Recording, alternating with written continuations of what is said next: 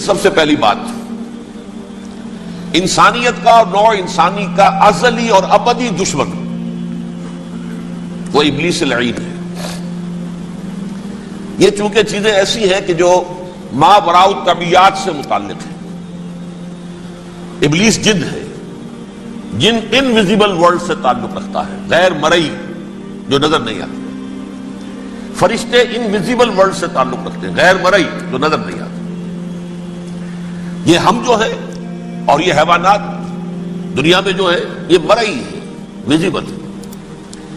آج کا عام ذہن جو انسان کا بن چکا ہے، سائنٹزم جسے کہا جاتا ہے، سائنسی نقطہ نظر، اس کا عام لوگوں پر بھی اثر یہ ہوا ہے کہ جو انویزیبل ورلڈ ہے اس کی باتوں کی طرف توجہ نہیں کرتے۔ ہاں عقیدہ تو ہے کہ ہے، جن بھی ہے، فرشتے بھی ہیں، لیکن کوئی ان کی اہمیت ہماری نگاہوں میں نہیں۔ ساری نگاہیں مرکوز ہے visible world, physical world. Meta physics کا تو مضمون بھی اب سمجھ رہے ہیں کہ ختم کر دینا چاہیے، یونیورسٹیز سے فلسفے کے ڈپارٹمنٹس ختم ہو رہے ہیں، کیا ضرورت ہے اس کی؟ اصل شے یہ دنیا ہے، یہ عالم ہے، یہ کائنات ہے، یہ مادہ ہے، یہ حیات انسانی، حیات دنیاوی ہے۔ اس پر میرا جو مارکت الارا مضمون تھا 1967 کے جون میں جو چھپا تھا، اسلام کی نشرت ثانیہ کرنے کا اصل کام، کہ جو عہد حاضر کی جو تہذیب ہے اس کے 3 بنیادی اصول کیا ہیں؟ خدا ہے یا نہیں ہے چھوڑو، اس بحث پہ نہ پڑھو، کائنات تو ہے نا، مادہ تو ہے نا، روح کوئی شے ہے یا نہیں ہے کیا پتا، کسی نے دیکھی نہیں آج تک، لہذا اس کے بارے میں گفتگو کا فائدہ کیا، وقت کا سیاح۔ عالم آخرہ کوئی ہے یا نہیں ہے کیا پتا، کس نے آ کے بتایا مرنے کے بعد، لہذا اس بحث میں نہ پڑھو، یہ عالم دنیا تو ہے نا، اٹس ویری مچ پریزنٹ، لہذا ساری توجہ اس پر صرف کرو۔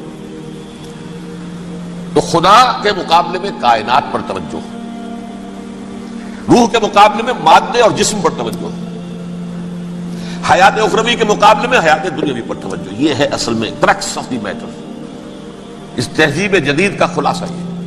دیکھیے اللہ تعالیٰ نے جو مخلوقات پیدا کی ہیں ان میں ایک تقسیم تو ہو سکتی ہے ذی حیات اور بغیر حیات، جاندار چیزیں اور بے جان چیزیں۔ بے جان چیزیں بے شمار، یہ تمام فلکیات، یہ پوری کائنات، یہ زمین، یہ پہاڑ، یہ شجر و حجر، کیا؟ لیکن ایک ہے جاندار۔ ان جانداروں میں ایک تقسیم ہے، 2 کا تعلق غیر مرئی دنیا سے ہے، انویزیبل ورلڈ سے۔ فرشتے جو دکھائی نہیں دیتے، ان کی پیدائش ہوئی ہے نور سے۔ دوسرے جنات جو انسانوں سے پہلے پیدا کیے گئے، آدم سے پہلے، وَالْجَانَّ خَلَقْنَاهُ مِن قَبْلُ مِن نَارِ السَّمُومِ، جنات کو تو ہم بہت پہلے پیدا کر چکے تھے آگ کی لو سے، وہ بھی نظر نہیں آتے۔ تیسرے انسان اور اس دنیا میں جتنے بھی حیوانات ہیں،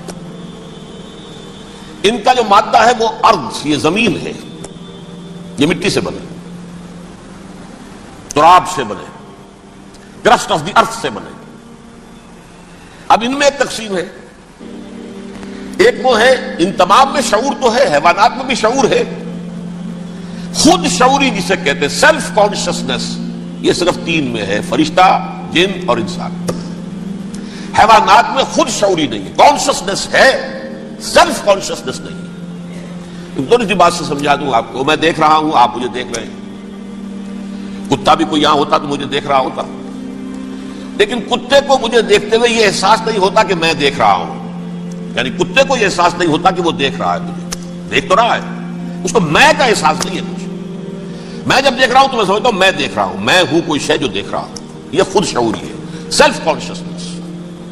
کسی بھی کام کو کرتے ہوئے اپنے وجود کا احساس، میرا فیصلہ ہے، میری رائے ہے، یہ ہے در حقیقت سیلف کانشسنس، انا، سیلف، خودی۔ یہ حیوانات میں نہیں ہے، یہ ہے صرف ملائکہ، جنات اور انسان۔ اب یہاں مسئلہ پڑ گیا، بڑا پرپیچ مسئلہ۔ اللہ تعالیٰ نے پہلے ثانی ارواح کو پیدا کیا نور سے، پھر ناک سے پیدا کیا، نار سے، آگ سے جنات کو، پھر مٹی سے بنایا، آدم کا حیولہ، اس میں روح پھونک دی، اب آدم بن گئے۔ اعلان یہ کر دیا کہ خلافت عرضی جو ہے وہ آدم کو عطا کی جا رہی ہے. یہ پیش پڑ گیا. اس پر تھوڑا سا اشکال تو فرشتوں کو بھی ہوا. قرآن میں ہے سورہ بقرہ کے 4 رکوع میں اتجعل فیہا من یفسد فیہا ویسفک الدماء ونحن نسبح بحمدک ونقدس لک.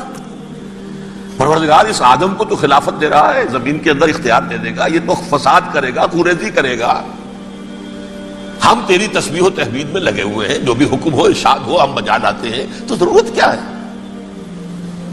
اس کا جواب اللہ نے دیا انی اعلم ما لا تعلمون. میری مشیت، میری حکمت وہ میں ہی جانتا ہوں، ضروری نہیں کہ تم اس کو شیئر کر سکتے. لیکن یہ جنات میں سے ایک جن تھا عزازیل. اب دیکھیے کہ جنات کو ایک قرب حاصل ہے ملائکہ کے ساتھ. کیوں؟ وہ نور سے پیدا کیے گئے، یہ نار سے پیدا کیے، کتنا قرب ہے دونوں میں. انسان پیدا کیا گیا مٹی سے، مٹی انرٹ ہے، آگ بھڑکتی ہے، اوپر اٹھتی ہے، شعلہ زنگ ہوتی ہے، انرجی ہے اس میں. نور اور نار میں بڑا قرب ہے. اور عربی کے ایک قاعدے سے تو یہ ایک ہی لفظ ہے، مادہ ایک ہی ہے، حروف علت جو ہے ایک دوسرے کی جگہ آ جاتی. یہ قرب ہے، اگرچہ زمین و آسمان کا فرق ہے دونوں. فرشتہ نور سے پیدا کیا گیا ہے، وہ پاک ہے، وہ اللہ کے کسی حکم کی خلاف ورزی کر ہی نہیں سکتا. لا یعصون اللہ ما امرہم ویفعلون ما یؤمرون. وہ جو بھی اللہ تعالیٰ حکم دیتا ہے اس کی کوئی معصیت نافرمانی نہیں کرتے، بلکہ جو حکم لیا جاتا مان لیتے. ذرا سا اشکال ہوا تھا، پوچھ لیا، جواب مل گیا، خاموش ہو گئے بس. لیکن عزازیل نامی ایک جن تھا، جو ایک تو جن ہونے کی نسبت سے فرشتوں سے کچھ نہ کچھ مماثلت تھی، قرب تھا. دوسرے یہ علم میں، زہد میں، عبادت میں اتنا اونچا تھا، اتنا اونچا تھا، اتنا اونچا تھا کہ یہ ملائکہ ہی کے صف میں شامل ہو گئے. کس نے علم بغاوت بلند کر دیا جب حکم دیا گیا کہ سجدہ کرو آدم کو. اب یہ دیکھیے کس قدر یہ اہم مضمون ہے. اور آپ سوچ رہے ہیں یہ باتیں آج پہلی مرتبہ ہمیں اس طرح سنائی جا رہی ہیں. یہ باتیں تو علم میں آتی نہیں ہمارے. وجہ کیا ہے؟ آپ کو دلچسپی نہیں ان چیزوں سے. جدید تہذیب نے ان چیزوں کی اہمیت کو زیرو کر دیا. قرآن میں اہمیت کا کیا عالم ہے؟ 7 جگہ یہ مضمون قرآن میں آیا ہے کہ فرشتوں کو ہم نے حکم دیا سجدہ کرو آدم کو، سب نے سجدہ کیا.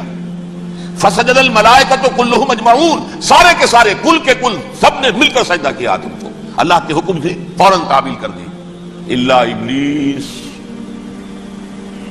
ابا واستکبر وکان من الکافرین. ابلیس نے نہیں کیا، انکار کیا، استکبار کیا، گھمنڈ کیا. اور اس کو سورہ کہف میں بیان کر دیا گیا. یہ اس لیے کہ وہ اصل میں جنات میں سے تھا، اگرچہ شامل تو تھا فرشتوں میں اس وقت. کانا من الجن ففسق عن امر ربہ، وہ اصل میں جنات میں سے تھا، اس وجہ سے وہ اپنے رب کے اس فیصلے کے خلاف کھڑا ہو گیا. سرکشی تھی اس میں.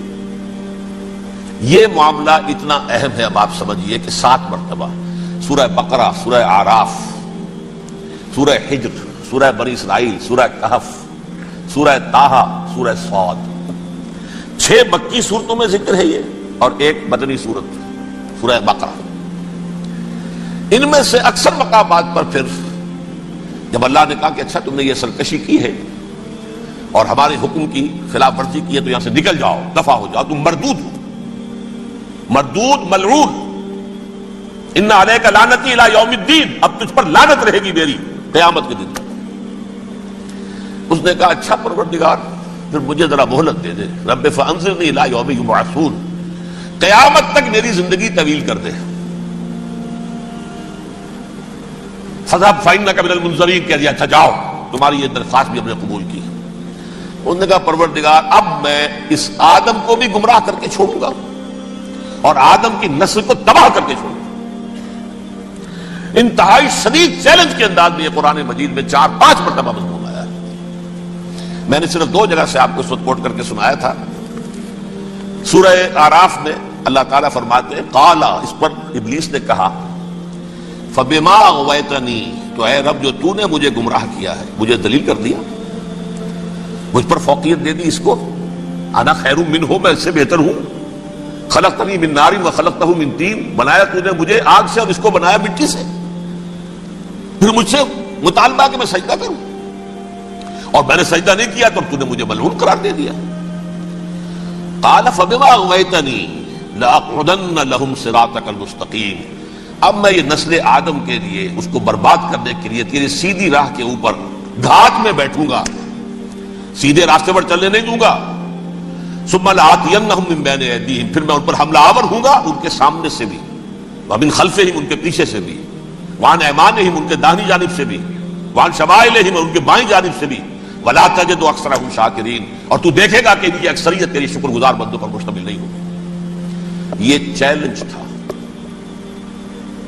اور ایک چھوٹا سا چیلنج جو سورہ صاد میں آیا ہے، اور یہاں تو اس نے اللہ کے جلال کی قسم کھا کر کہا، قال فبعزتک لأغوینہم اجمعین، اے رب تیری عزت تیرے جلال کی قسم ہے میں ان سب کو گمراہ کر کے چھوڑوں گا، الا عبادک منہم المخلصین، سوائے ان میں سے وہ کچھ لوگ جنہیں تو خالص اپنا بندہ بنا لے، جنہیں تو اپنا بندہ بنا لے۔ مخلص، مخلص نہیں، مخلص یہ مفعول ہے، فاعل نہیں ہے، جسے تو بنا لے۔ بعض لوگوں کو اللہ چن لیتا ہے، هو اجتباکم، تمہیں چن لیا ہے، استفاء اجتباء، وہ بچیں گے جن کو تو اپنی خاص امان میں لے لے گا، باقی میں سب کو گمراہ کر کے چھوڑوں۔ یہ ہے اصل دنیا میں نوع انسانی کا ابدی دشمن، ازلی سے ابدی تک۔ اور اس میں نوٹ کیجئے کہ اس کی اصل بنیاد کیا ہوئی؟ دو لفظ، تکبر اور حسد۔ استکبرا، تکبر کیا، انا خیر منہ، میں اس سے بہتر ہوں۔ یہ ساری بس کی گانٹھ یہی ہے، سب سے بڑی گمراہی کی وجہ یہی ہے۔ اسی لیے کہا ہے حدیث میں، لن يدخل الجنہ من کان فی قلبہ مثقال حبۃ من کبر، جنت میں ہرگز وہ شخص کبھی بھی داخل نہیں ہو سکے گا جس کے دل میں رائے کے دانے کے برابر بھی کبر ہے۔ تکبر سب سے بڑا جرم، الکبر ردائی، اللہ فرماتا ہے یہ تکبر، یہ تو میری چادر ہے۔ کوئی شخص تکبر کرتا ہے تو گویا میری چادر گھسیٹ رہا ہے میرے کندھے سے۔ عرب میں کسی شخص کی توہین کرنی ہوتی تھی تو اس کی چادر گھسیٹتے تھے، ننگا کر دیا گویا کہ یہ میری ردائی ہے، الکبر ردائی، یہ میری چادر ہے، یہ جامہ مجھے زیب دیتا ہے، مجھ پر راستہ تھا۔ اور حسد، آدم کو جو برتری عطا ہو گئی اس حسد کی آگ میں وہ جل رہا ہے اور اس کا انتقام لینا چاہتا ہے۔ آدم سے بھی، آدم کو بھی گمراہ کیا، جنت سے نکلوایا، ویسے نکلنا تو انہیں تھا ہی مشیت اذنی میں، لیکن فوری طور پر اللہ کے حکم کی خلاف ورزی تو کروائی نا۔ فعصى آدم ربہ فغوى، آدم نے اپنے رب کے حکم کی نافرمانی کی اور گمراہ ہوا عارضی طور پر۔ یہ دوسری بات ہے، توبہ کر لی، اللہ نے توبہ قبول فرما لی، معاف کر دیا۔ کوئی مستقل جو ہے وہ نسل انسانی پر اس گناہ کا اثر متوارث طور پر نہیں آ رہا ہے، ختم ہو چکا معاملہ، ہوا تھا ہو گیا۔ فتلقى آدم من ربہ کلمات فتاب علیہ انہ هو التواب الرحیم۔ اور توبہ کی شان یہ ہے جب وہ قبول ہو جائے اللہ کی جناب میں، کیا تائب من الذنب کمن لا ذنب لہ، گناہ سے توبہ کرنے والا ایسے ہوتا ہے جیسے اس نے کبھی گناہ کیا ہی نہیں تھا۔ لیکن بارہ کو گمراہ کرنے میں کامیاب ہو گیا، حضرت آدم اور حوا کو بھی، اور نوع انسانی کی عظیم اکثریت، عظیم اکثریت، عظیم اکثریت اس کے داؤ میں آئی ہوئی ہے نہیں۔ کتنے ہیں وہ عباد اللہ المخلصین، الا عبادک منہم المخلصین، کتنے ہیں جو واقعتاً خالصتاً اللہ کے بندے بن گئے، جنہیں اللہ نے اپنا بنا لیا، اپنا قرار دے دیا۔ اب اس کے ساتھ نوٹ کیجئے، اس ابلیس کے ساتھ ایک فوج بھی ہے جسے قرآن مجید میں کہا گیا ہے یہ اس کی پارٹی ہے، حزب الشیطان، یہ اکیلا نہیں ہے۔ ایک تو وہ عزازیل ہے، اس کی طویل ترین عمر اللہ نے دے دی، وہ تو قیامت تک رہے گا۔ باقی بھی جنات جو ہیں ان کی نسل میں سے، جو اس کی نوع میں سے، اس کی نسل میں سے، جنات کی عمریں انسانوں کی عمروں سے زیادہ ہیں، بہت زیادہ ہیں، لیکن پھر بھی اتنی نہیں ہے۔ یہ خاص ہے اس کا معاملہ کہ اس نے کہا تھا رب انظرنی الی یوم یبعثون، مجھے دے دے مہلت اس وقت تک تاکہ میں ثابت کر کے دکھا دوں کہ جسے تو نے یہ خلافت دیا یہ اس کا اہل نہیں ہے۔ Let me prove this point ولا تجد اکثرہم شاکرین، تو ان کی اکثریت کو شکر گزار نہیں پائے گا۔ وہ ابلیس جو ہے وہ ریکروٹ کرتا ہے اپنے فوجی، اول تو خود جنات میں سے جو اس کے نمبر 1 لشکری ہے۔ قرآن مجید میں اس کا اشارہ دیا گیا ہے، انہ یراکم ہوا وقبیلہ من حیث لا ترونہم۔ دیکھو لوگوں، اے انسانوں، وہ ابلیس لعین عزازیل اور جو اس کے قبیلے کے لوگ ہیں، جنات ہیں، وہ تمہیں وہاں سے دیکھتے ہیں اور تاکتے ہیں اور حملہ کرتے ہیں جہاں سے تم انہیں نہیں دیکھتے. وہ غیر مرئی ہیں, انویزیبل ہے, تمہیں نظر نہیں آتے. ویزیبل دشمن کا وار تو روک لو گے, انویزیبل کا کیسے روکو گے؟ انہو یراکم ہوا وقبیلہ, اکیلا ہی نہیں ہے وہ تو تمہیں تاکتا ہے, تم پر حملہ کرتا ہے, گھات میں لگ کر جو ہے تمہارے اوپر حملہ کرتا ہے, وہ بھی اور اس کے ساتھ اس کے قبیلے کے لوگ جنات بھی, من حیث لا ترونہم, جہاں سے کہ تم انہیں نہیں دیکھتے. لیکن اس کے علاوہ وہ انسانوں میں سے بھی ریکریوٹ, رنگ روٹ, وہ بٹ وہ جو ہے ان کو اپنے پاس رکھتا ہے فوج کے اندر. جس کی سب سے بڑی مثال کیا ہے؟ سورہ مجادلہ میں اللہ تعالیٰ نے منافق, حالانکہ وہ کون تھے؟ بظاہر حضور کا کلمہ پڑھنے والے, حضور کے پیچھے نماز پڑھنے والے, اسلام کا دعویٰ کرنے والے, ان کو اللہ فرماتا اولئک حزب الشیطان الا ان حزب الشیطان هم الخاسرون, یہ شیطان کی پارٹی کے لوگ ہیں. وہاں مقابلے میں آیا ہے اولئک حزب اللہ الا ان حزب اللہ هم المفلحون. یہ دو پارٹیاں ہیں, حزب اللہ اللہ کی پارٹی جو اس کے مخلص بندے ہیں, وہ اللہ کی پارٹی ہے, اور جو شیطان کے مرید بن گئے اس کے ہاتھ پر بیعت کر لی, لہذا وہ اس شیطان کی پارٹی کے لوگ ہیں, چاہے وہ انسان ہو چاہے جن ہو. تو انسانوں میں سے بھی اس کے حزب میں, اس کی پارٹی میں اس کے ایجنٹ ہیں, اور بہت ہیں, بلکہ بہت سے تو ایسے ہیں کہ جو جنات کے بھی کان کتر دیں, ان کو بھی شیطنت سکھا دیں, پڑھا دیں.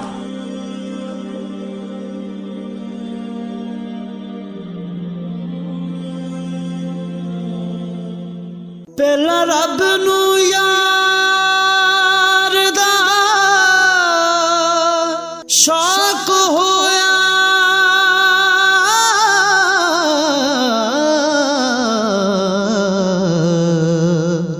نبی پاک دا کرن جمال مائیں آیا, وحی لے کے ہویا ترت حاضر, تے لیا یار نے یار نو پھال مائیں. جس دم یار پیارے بچھڑے, کون رووے تھوڑا, سب روگاں دا روگ محمد,